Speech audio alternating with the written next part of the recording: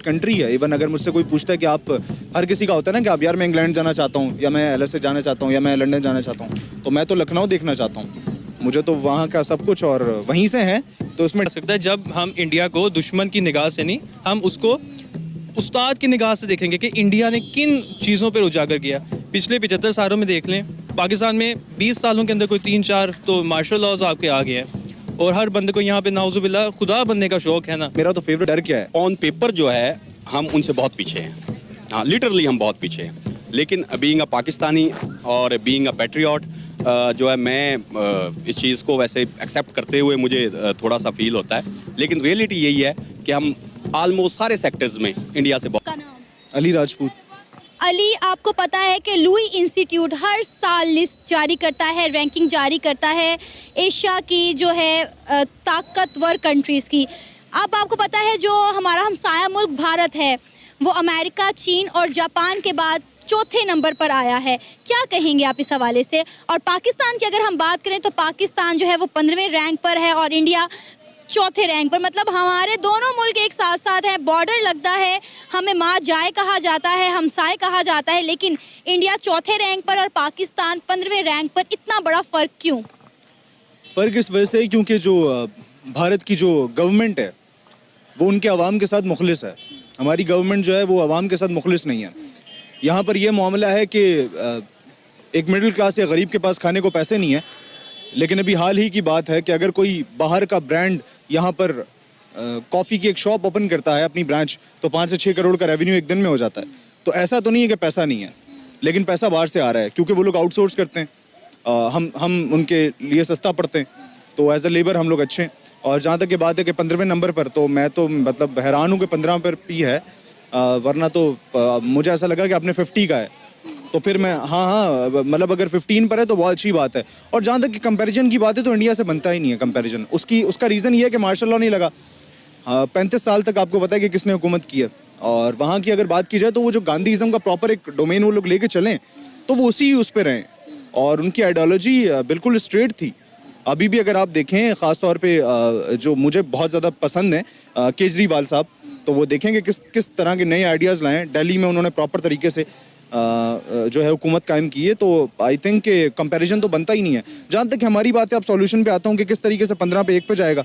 अच्छा, ये सोल्यूशन हम आपसे बाद में पूछेंगे, पहले ये बताएं क्या इंडिया इस रैंक को डिजर्व करता था? इंडिया इससे ऊपर इस रैंक को डिजर्व करता है, 4th को नहीं, बल्कि मेरा ख्याल है कि 3rd को तो एटलीस्ट 3rd पे तो आना चाहिए उसको प्रॉपर तरीके से। तो और उसका है भी, IT जिस तरीके से संभाल रहे हैं, और बाहर जितने भी वेस्टर्न कल्चर के जितने बड़े बड़े बिजनेसमैन हैं, उनको पता है कि इंडिया वो मार्केट है, ठीक है। एस्थेटिक भी मिलेगा, इंटेलेक्ट भी मिलेगा, और इसके अलावा जो है वो देसी तड़का भी मिलेगा। तो बन के एक नई चीज़ आती है कि जो फिर इंसान को जो है वो मसाले आप देख लें ख़ास तौर पे, तो आई थिंक कि वो तो अच्छा 3rd रैंक डिज़र्व करता है। अच्छा, हमने हमेशा एक मतलब India Pakistan, India versus Pakistan एक मुआवजा रहा है, लेकिन मुझे लगता है कि अब शायद हम इस काबिल भी नहीं रहे कि हमारा इंडिया के साथ मुआवजा भी किया जाए, क्योंकि इंडिया कहाँ से कहाँ पहुँच गया। और आप पाकिस्तान के हालात देखें, ऐसा कोई क्राइसिस नहीं है जो पाकिस्तान में इस वक्त मौजूद ना हो, या पाकिस्तान उस क्राइसिस से ना गुजर रहा हो। देखें, ये जो आपने बात की ना इख्तलाफ की कि इंडिया वर्सेस पाकिस्तान है, उसकी वजह ये कि बहुत सारे लोगों का ना बिजनेस ही यही है। अगर लड़ाई ख़त्म हो जाएगी ना तो फिर लूप होल्स नहीं रहेंगे, और अगर लूप होल्स नहीं रहेंगे ना तो फिर वो बीच से जो है ना वो प्रॉपर तरीके से स्प्लिट और डिवाइड एंड रूल खेल नहीं सकते, और उस तरीके से ना तो फिर वो आवाम के इमोशंस के साथ खेल सकते हैं, और वो बड़े बड़े बिजनेसमैन जो हैं वो जानते हैं। और मैं बिजनेसमैन इसलिए कर रहा हूँ क्योंकि वो वाकई बिजनेसमैन हैं। अच्छा, किस तरह हम अपने मुल्क को बेहतरी की तरफ ला सकते हैं? क्योंकि डेफिनेटली हम पाकिस्तानी हैं, अगर हम दूसरी कंट्रीज़ को तरक्की करते हुए देखते हैं तो हम चाहते हैं हमारा मुल्क भी तरक्की करे, लेकिन पाकिस्तान की जो यूथ है वो भी चाहती है, लेकिन इस वक्त ना तो यूथ के हाथ में कुछ है, ना ही हमारे बुज़ुर्गों के हाथ में कुछ है, ना ही हमारी आवाम के हाथ में कुछ है। तो किस तरह हम पाकिस्तान को भी तरक्की की राहों पर गामज़न कर सकते हैं? कम से कम यहाँ पर लोगों को जो है वो उनके वसाइल तो दिए जाए ना जो वो डिज़र्व करते हैं। हाँ, तो उसके लिए अगर वतन के एसेट्स जो है वो गिरवी रखवाने पड़े तो उसमें मसला क्या है? तो रखवाए हैं ना, कितने सारे तो रखवाए हैं। PIA क्यों नहीं कर रहे? PIA रखवाए ना, उसका कर्जा उससे ज़्यादा है। अच्छा। तो वो नहीं लेगा ना, कोई भी बिजनेसमैन नहीं लेगा। उसका रीज़न ये है कि अगर हम तरक्की की राह पर गामजन होना चाहते हैं और आगे बढ़कर आई थिंक कि, तो मुझे ऐसा पर्सनली तौर पे लगता है कि सबसे पहले तो जो है ना ईगोइस्टिक अप्रोच वो ख़त्म करनी पड़ेगी। हमारे अपने मसाइल इतने ज़्यादा हैं, आप देखें ना कि मैं अगर कराची से ताल्लुक़ रखता हूँ तो मैं जब यहाँ पर आया तो मुझे उस पैटर्न से जज किया जा रहा है। उस पैटर्न से जज किया जा रहा है ना, आपने आउटफिटर पहना है, आपने लिवाइस ब्रांड पहना है तो आपको बोलेंगे अच्छा है कलमा चौक से आगे की लड़की है, सही है, वरना अंदरून की समझेंगे। ये मंत्रा है, ये मंत्रा है। और जबड़ा टेढ़ा करके अगर अंग्रेजी बोलनी आती है तो आप इंटेलेक्चुअल हैं, हालांकि इंग्लिश में तो उर्दू से ज़्यादा एक्सप्रेशंस भी नहीं है अगर आप उसको पढ़े, मीटर और बाकी मामलात भी इतने नहीं हैं। तो ये चीज़ जब तक जज जो है ना वो करना बंद नहीं करेंगे और ईगोइस्टिक अप्रोच ख़त्म नहीं करेंगे और प्रॉपर मुल्क एक प्रॉपर जिस तरह एक कॉर्पोरेट सेक्टर चलता है, एथिक्स पे चलता है, ये नहीं होता। लेकिन यहाँ तो सेठिया निज़ाम है ना। अच्छा, अगर हमारे हुक्मरानों को समझ नहीं आ रहा कि हमने पाकिस्तान को कैसे लेकर चलना है, क्योंकि यहाँ पे बहुत सारे सियासतदान आते हैं, अपना टेन्योर पूरा नहीं करते, उनकी टांग खींच ली जाती है, वो चले जाते हैं, जो प्रोजेक्ट शुरू हुए होते हैं वो बंद हो जाते हैं और आवाम का जो टैक्सों के जरिए उन्होंने पैसा जमा किया होता है वो सारा ज़ाया हो जाता है। तो मुझे बताएं कि अगर इनको समझ नहीं आ रहा तो इंडिया से ही थोड़ी अकल ले लें, इंडिया से ही कुछ सीख लें कि मुल्क को कैसे लेकर चलना है। वो इतने ज़्यादा आबादी को लेकर चल रहे हैं और आपको पता है इस साल अप्रैल 2023 में वो चाइना को छोड़कर दुनिया का सबसे ज़्यादा आबादी वाला कंट्री बनने जा रहा है।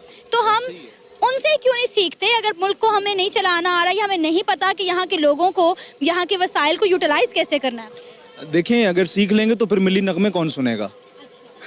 सही है, उसकी वजह है ना, मैं आपको बता रहा हूँ कि एक ये जो प्रॉपर ईगोइस्टिक और ये हुब्बुल वतनी का जो चूरन बेचा जाता है, इसकी वजह से बहुत सारे लोग भूखे मर जाते हैं, अपने घर को नहीं देख सकते। तो जितने भी बॉयज़ हैं और ख़ासतौर पे लौंडे जो हैं, उनको मैं ये कह रहा हूँ कि भैया पहले अपने घर का देखो, मुल्क की टेंशन बाद में लो, पहले फैमिली की टेंशन लो और कोशिश करो कि जहाँ से भी आप आमदनी कमा सकते हो वो कमाओ। और जहाँ तक आपने इंडिया की बात की तो मेरा तो फेवरेट कंट्री है। इवन अगर मुझसे कोई पूछता है कि आप, हर किसी का होता है ना कि आप यार मैं इंग्लैंड जाना चाहता हूँ या मैं LSA जाना चाहता हूँ या मैं लंदन जाना चाहता हूँ, तो मैं तो लखनऊ देखना चाहता हूँ। मुझे तो वहाँ का सब कुछ और वहीं से है, तो उसमें डर क्या है। अफान, आपको पता है कि हर साल लुई इंस्टीट्यूट जो है वो मोस्ट पावरफुल कंट्री की रैंकिंग लिस्ट जो है वो जारी करता है। इस दफ़ा उन्होंने जो पावरफुल कंट्री की रैंकिंग जारी की है उसमें इंडिया चौथे नंबर पर है और पाकिस्तान 15वें नंबर पर। क्या कहेंगे, इतना बड़ा फ़र्क कैसे आया? फ़र्क सबके सामने है, मतलब वही बात है ना कि इस दौर में अगर आपको फ़र्क किसी को नहीं पता कि क्यों है तो वो सिर्फ मर्दमशुमारी के लिए ही पैदा हुआ है। अच्छा। इंडिया में, अमेरिका में, कनाडा में, चाइना में आप देख लें कि ताकत का सरचश्मा महवर कौन है और पाकिस्तान में ताकत किसके हाथ में और किस तरह कंट्रोल किया जा रहा है। मीडिया को चुप लगा दी गई है हर जगह। तो जब आप अपनी जो पर्सनल ताकत है उसको उजागर करेंगे तो मुल्क तो फिर नीचे जाएगा ना। अब हमारी जो इकोनॉमी है वो डूबने के दहाने पर है और हर लिहाज से पाकिस्तान जिस तरह पीछे आ रहा है, FIA के जो बेदर पे छापे और ये रेड वगैरह और आवाज़ को दबाया जा रहा है, तो इसी तरह ये तो होना ही था। ये तो कोई उचंबे वाली बात नहीं है मेरे लिए। और मैं इस बात पे हैरान हूँ कि जो 15वें नंबर पे पाकिस्तान है, ये 25वें 30वें पे होता तब शायद कुछ ज़्यादा होना था, लेकिन 15वें मेरे ख्याल से ये एक अच्छी पोजीशन है। अल्लाह का शुक्र है बच गए हम ज़्यादा। अच्छा, इंडिया को जो चौथा रैंक दिया गया है, क्या इंडिया इस रैंक को डिजर्व करता है? इंडिया, आई गेस इंडिया को दूसरा या तीसरा देना चाहिए था, क्योंकि इंडिया में हर चीज़ कंट्रोल्ड है। आप कभी भी अपने इंडिया के जो PM है या इंडिया में जो इस्टेब्लिशमेंट है वो कंट्रोल में रहती है, कभी भी हुकूमत के अगेंस्ट नहीं जाती। लेकिन पाकिस्तान में इस्टेब्लिशमेंट ही अनफॉर्चुनेटली ताकत का सरचश्मा बनी बैठी है। कुदरत का निज़ाम जब आप नहीं समझ पाएंगे और जब आप अपना एक निज़ाम लेकर आएंगे तब तो यही होगा ना। इंडिया में उस चीज़ को जो नेचुरल वे है उसको फॉलो करते हैं, लेकिन पाकिस्तान में अनफॉर्चुनेटली हर इदारे में, हर जगह अब एक छोटी सी सोसाइटी को ही बनाता है, उसमें भी 2 दिन होते हैं, 3 दिन होते हैं, 4थे दिन फटा पड़ जाता है कि यार मैंने ऊपर आना है। तो अपने अंदर की वो जो है मैं उसको ख़त्म करके ही ऑब्वियसली फिर आगे हम आ सकते हैं। आपको पता है कि इस रैंक को देते वक्त जो है आपके बहुत सारे पहलुओं को देखा जाता है, उन पर नज़रसानी की जाती है, मिलिट्री कैपेसिटी आपकी चेक की जाती है, आपका कल्चर अपना आप कितना प्रमोट कर रहे हैं, आपके फ्यूचर रिसोर्सेज कितने हैं, आपका डिफेंस सेक्टर जो है उस तक को जो है गौर उन पर किया जाता है और इंडिया हर लिहाज से बहुत अच्छा जा रहा है। देखें, इंडिया ने हर चीज़ को बहुत ही कंट्रोल्ड वे में लेके चल रहे हैं और उनका चाहे मिलिट्री कैपेसिटी हो, चाहे डिफेंस का बजट हो, या चाहे उनका बिजनेस का जो वो मंत्रा है वो हो, वो हर चीज़ को बहुत ही टेक्निकल वे में, प्रोफेशनल वे में लेके चलते हैं। लेकिन सरहद की जो लकीर है, लकीर के इस पार पाकिस्तान में बदकिस्मती से आप कह लें कि पिछले 75 सालों में एक रोज़ भी मेरा नहीं ख्याल कि कोई ऐसा किसी ने देखा हो कि जब हर चीज़ को उसके जो रिक्वायर्ड जो उसका मुकाम है वो दिया गया हो। हुकूमत आती है, नो कॉन्फिडेंस मोशन रेज होता है, सो कॉल्ड ऑब्वियसली, और पीछे से किसकी सपोर्ट से हुकूमत को घर भेज दिया जाता है। जब हम देखते हैं कि यार यहाँ पे कोई भी हुकूमत आशीर्वाद के बिना आप 5 साल नहीं कंप्लीट कर सकते, तो ये छोटे मोटे रैंक रूम ये तो गेम्स चलती रहती है ना, इसमें इतना कोई मैटर नहीं है। अच्छा, इंडिया जो है एक बहुत बड़ी मार्केट है, बहुत बड़ी आबादी है वहाँ पर। इंडिया का हर सेक्टर में इंडिया ग्रो कर रहा है, आईटी, एजुकेशन, हेल्थ, हर चीज़ को, हर पहलू को एक साथ लेकर चलना बहुत मुश्किल होता है, लेकिन इंडिया ये मैनेज कर रहा है। कोई ऐसी फील्ड नहीं है, कोई ऐसा इदारा नहीं है जिसमें हमें इंडिया आगे जाता हुआ दिखाई ना देता हो। जब हमें कुछ समझ नहीं आती कि हम इंडिया को किस चीज़ में बुरा भला करें, तो हम ये कहते हैं भाई इंडिया में गुर्बत बहुत ज़्यादा है, लेकिन हम ओवरऑल ये नहीं देखते कि पाकिस्तान में जो है, पाकिस्तान की आवाम किस हाल में रह रही है। गुर्बत तो है ही है, हमारे यहाँ पे मिडिल क्लास लोग जो है वो कैसी ज़िंदगी गुजार रहे हैं। खैर, आपने बड़ी अच्छी बात की मिडिल क्लास लोगों की। इंडिया चूँकि फॉलो करता है चाणक्याचार्य जी को, उनके मंत्रा को फॉलो करता है और वो उस पे डटा हुआ है। हम अनफॉर्चुनेटली, हमारे पास कुरान है, इस्लाम है, सुन्नत है, हम इसको फॉलो नहीं कर पा रहे। अगर इसके मुताबिक चलें तो हर चीज़ अपने एक मयार पे ही पूरा उतरेगी। इंडिया में जो भी है, उन्होंने बिजनेस माइंड जो सेट है वो उसको उजागर किया, हमेशा बिजनेसमैन को ऊपर लेकर आए हैं।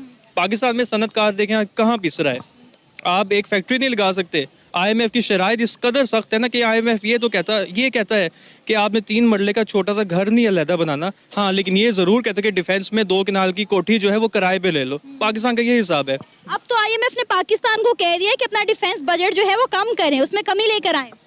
अच्छा, अब देखते हैं कि IMF ही हम पर निजात दहिंदा बनकर आ जाए और डिफेंस का बजट कम हो जाए। लेकिन बजट कम ज़्यादा करने से नहीं, माइंडसेट की सारी गेम है।